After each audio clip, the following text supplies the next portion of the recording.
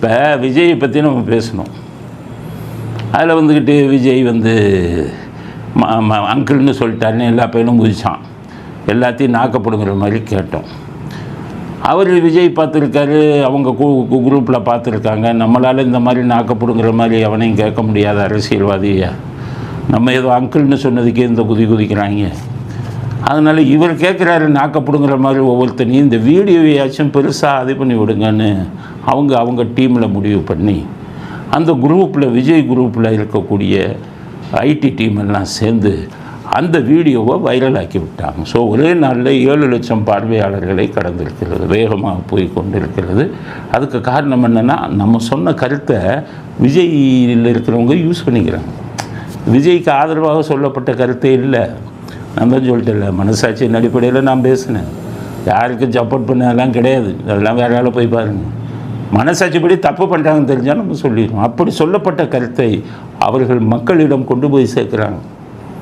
இது எப்படி 15-20 லட்சம் பேருக்கு வந்து இன்னும் ஒரு வாரத்தில் கொண்டு போயிடுவாங்க. நான் என்ன சொல்கிறேன்னா, அந்த பிஜேபி அதிமுக நீங்கள்லாம் என்ன பண்ணால் ஆர்டிக்கல் 370 பற்றி பல விஷயங்கள் பேசணும். இப்போ இது போர் நடக்கும்போது இந்த வெங்கடேசன் விஷயம், தேச துரோகிகள்னு சொல்லி அப்பப்போ கனிமொழி பேசுகிற விஷயம், திருச்சி சிவா நாட்டுக்கு எதிராக பேசின விஷயம், பல வித பேசியிருக்கான்.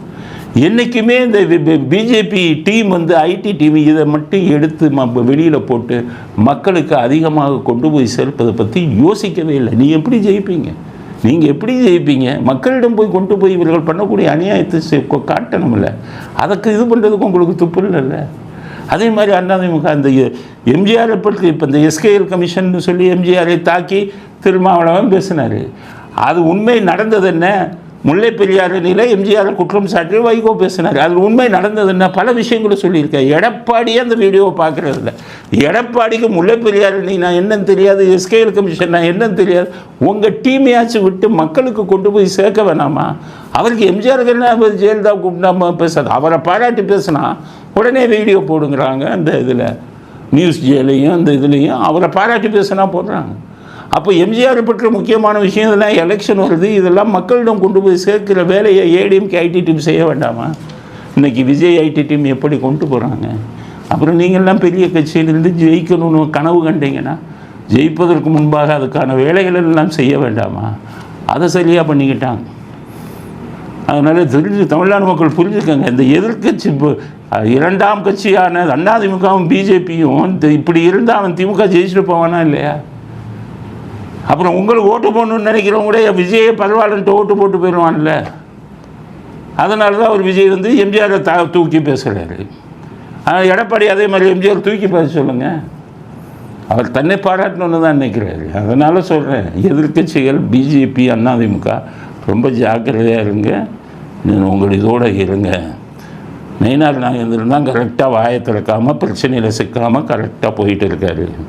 பிஜேபி அதிமுக கூட்டணியில் இருக்க மற்ற யாருமே வந்து இதை வெற்றியை நோக்கி போகக்கூடிய விஷயங்களை செய்கிறதில்ல. இந்த ஒரு சின்ன வீடியோவை எப்படி உபயோகப்படுத்தியிருக்காங்க பாருங்கள். அது ஒரு இதுக்கிடையில் விஜய் பவுன்சர் மேலே புகார் கொடுத்துட்டாங்க. அன்றைக்கி கூட்டத்தில் நடக்கும்போது விஜய் மேடையில் நடந்து வந்தார். கூட பவுன்சர் சுற்றி வந்தான். இந்த ரசிகர்கள் மேலே ஏறி குதிச்சிட்டாங்க.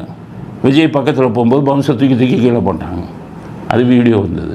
திமுகவில் என்ன பண்ணிட்டாங்க, தூக்கி அவனை கீழே போட்டாங்கன்னா அவன் அட்ரஸை தேடி அவன் வீடியோ எடுத்து அவன்கிட்ட போய் எவ்வளோ நாளும் பணம் கொடுக்குறேன், விஜய் பவுன்சர் என்னை தாக்கிட்டாங்கன்னு கம்ப்ளைண்ட்டை கொடு, நான் எஃப்ஐஆர் போட சொல்கிறேன்னு சொல்லி ஒரு போலீஸ் ஸ்டேஷனில் அந்த ஆளை கூட்டிகிட்டு போய் கம்ப்ளைண்ட் கொடுக்க வச்சுட்டான். எவ்வளோ குறுக்கு புத்தி பாருங்க. ஆனால் அந்த முட்டாள்களுக்கு தெரியல. நீங்கள் அந்த வீடியோவை பார்த்தா தெரியும். அவர் நடந்து வந்த நடைமேடைக்கு 2 பக்கமும் கீழே குஷன் மாதிரி போட்டிருக்காங்க. தூக்கி போட்டால் அடிபடாது, அடியே படாது, தூக்கி அதனால தான் தூக்கி போட்டாங்க. இதை வச்சுக்கிட்டு என்ன எஃப்ஐஆர் போடுவீங்க? முதல்ல வீடியோவை திரும்பி பாருங்கள். இதை வச்சுக்கிட்டு பயமுறுத்தணும்னு நினைக்கிறீங்களா? இதுக்கு இடையில் விஜய்க்கு சேகர் பாபு அறிவுரை சொல்கிறார், இந்த விஜய் ஒரு பெருங்காய டப்பா, சீக்கிரம் காலியாகிடுவார் அப்படின்னு சொல்கிறார்.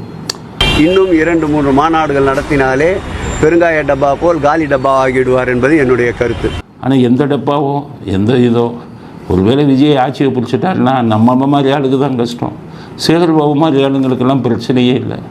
எப்படின்னு கேட்டிங்கன்னா, இன்றைக்கி துர்கா ஸ்டாலின் கதவு திறந்து விட்டுற மாதிரி நாளைக்கு போய் இவங்க சங்கீதா கதவுக்கு போய் கதவை திறந்து விட்டுருவார். சங்கீதா காலத்தொட்டுக்கும் விட்டுருவார். சங்கீதா கார் கதவை திறந்து உள்ளே போனோடனே சேலை சிக்கிடுச்சுன்னா உள்ளே தள்ளி விட்டு கதவை மூடுவார். எல்லாத்துக்கும் ரெடி. ஸ்டாலின் செல்வத்துக்கு வைப்பார், ஸ்டாலின் காலத்தொட்டு கும்பிடுவார். உதயநிதிக்கு வீடியோ இது கேமரா இல்லைன்னா அவர் காலையும் தொட்டுடுவார். ஆக இங்கே இப்போ உதயநிதி இந்த துர்கா ஸ்டாலின் இல்லைன்னா அவங்க சங்கீதா, ஸ்டாலின்னா இங்கே விஜய். இவங்ககிட்ட வேஷம் போடுறதுல மண்ணை ஜெயலலிதா இருக்கும்போது சாஷ்டாங்கமாக காலில் விழுந்தார். அதுக்கு முன்னாடி மதுசூதனன் காலில் விழுவார் பாருங்க. மதுசூதன்னா யாருன்னு உங்களுக்கு தெரியாது. மதுசூதனன் கதை வேறு கதை, அதெல்லாம் சொன்னால் நாளி போகும். அந்த மாதிரி அவர்கிட்ட காலில் விழுந்து தான் அதிமுக உள்ளே வந்தார் மதுசூதனன். மதுசூதனன் கதையெல்லாம் பார்த்திங்கன்னா வடிவேலு ஜோக் ஒரு படத்தில் அதனுடைய கதை. அப்படியே காலில் விழுந்தார். அதுக்கப்புறம் மதுசூதனன் ஜெயலலிதாட்ட அறிமுகப்படுத்தணுன்னா இங்கே காலில் விழுந்தார். அங்கேருந்து நேராக ஸ்டாலின், அதுக்கப்புறம் துர்கா ஸ்டாலின். அதனால் நாளைக்கு விஜய் சங்கீதா அங்கே காலிலெல்லாம் விழுவதற்கு தயாராக இருக்கார். அதனால தான் இன்றைக்கி பெருங்காய டப்பான்னு பேசுகிறாருன்னா நாளைக்கு ஆட்சி மாறினா வேறு மாதிரி பேசுவார். அடுத்து ஒரு செல்வ பெருந்தகை சொல்கிறார், இவர் விஜயகாந்த் மாதிரி சிரஞ்சீவி மாதிரி கட்சி பெருசாக ஆரம்பிப்பாங்க, கொஞ்ச நாளில் காலி பண்ணிட்டு போயிடுவாங்க அப்படிங்கிறது. விஜயகாந்த் கூட கட்சி ஆரம்பித்தார். 10 விழுக்காடுக்கு மேலே வாக்குகள் பெற்றாரு. அப்போ 10% மேலே வாக்கு பெற்ற ஒரு கட்சி இன்னைக்கு என்ன எப்படி இருக்காங்கன்றத நம்ம கொஞ்சம் திரும்பி பார்க்கணும். அதே மாதிரி பிரஜாய ராஜ்யம்ன்ட்டு சிரஞ்சீவி பக்கத்தில் ஆந்திராவில் ஒரு கட்சி துவக்கினார். 20 லட்சம் பேர் கலந்துட்டாங்கன்னு சொன்னாங்க.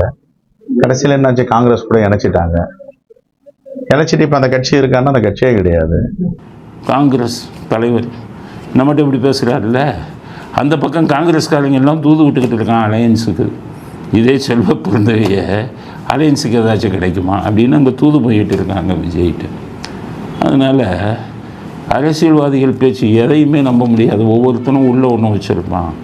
ஆனால் என்னென்னு கேட்டிங்கன்னா, ஒருவேளை விஜய்க்கு இது வந்ததுன்னா சுற்றி இருக்கிறவங்களில் இந்த புஷி ஆனந்த் ஒன்றுக்கு மேலே ஆகிக்கல. தமிழே பேச தெரியல, அந்த ஆள் தமிழே பேச தெரியல.